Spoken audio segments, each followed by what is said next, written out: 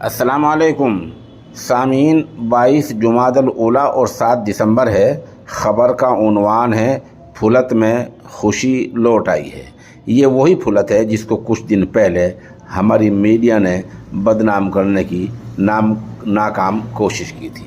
آپ کو پتہ ہے کہ ATS نے پھولت کے رہنے والے اور صحیح معنوں میں اکابر اسلاف کے نقش قدم پر چلنے والے داعی اسلام حضرت مولانا محمد کلیم صدیقی دامت برکاتہم اور ان کے رفقا کو بہت سارے الزامات لگا کر گرفتار کر لیا تھا۔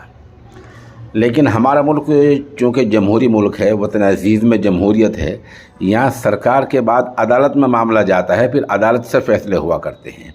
عدالت میں ATS ٹک نہیں پائی ہے، دلائل نہیں دے پائی ہے، اور جو دعوے کیے تھے ان کے مطابق وہاں ثبوت پیش نہیں کر پائی ہے۔ اس لیے پہلے سرخیل داعی اسلام حضرت مولانا محمد کلیم صدیقی دامت برکاتہم کی ضمانت ہو چکی ہے، ان کے ڈرائیور خادم خاد محمد سلیم کی ضمانت ہو چکی ہے، اور آج ماشاءاللہ جیسے مجھے پتہ چلا ہے حافظ محمد ادریس قریشی دامت برکاتہم کی ضمانت ہو چکی ہے۔ خبر کے لیے پھولت سے ہی قاری محمد اعظم ہمارے رابطے میں ہیں۔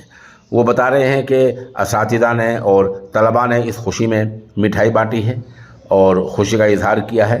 وہاں حیدر ندوی، مولانا وسیع صاحب ندوی، بھائی شاہ نواز، واجد ندوی، ایسے لوگوں نے مٹھائی بانٹی ہے اور خوشی کا اظہار کیا ہے۔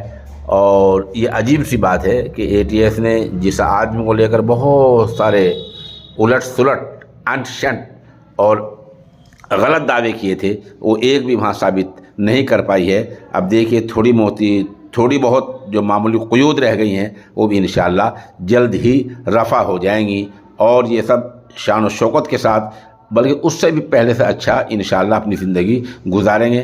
اللہ کے بندوں پر آزمائش امتحانات آتے رہتے ہیں، ہمیں بددل نہیں ہونا چاہیے اور نہ اپنا گمان بگاڑنا چاہیے۔ حسن زن سے اچھے گمان سے رہنا چاہیے۔ اسی سلسلہ کڑی میں ایک اور آج ضمانت ہوئی ہے جن کا نامی اس میں گرامی ہے، سردار جعفری بلند شہری۔ تو گویا آج 2 آدمیوں کی ضمانت ہوئی ہے، جناب حافظ ادریس قریشی اور سردار جعفری۔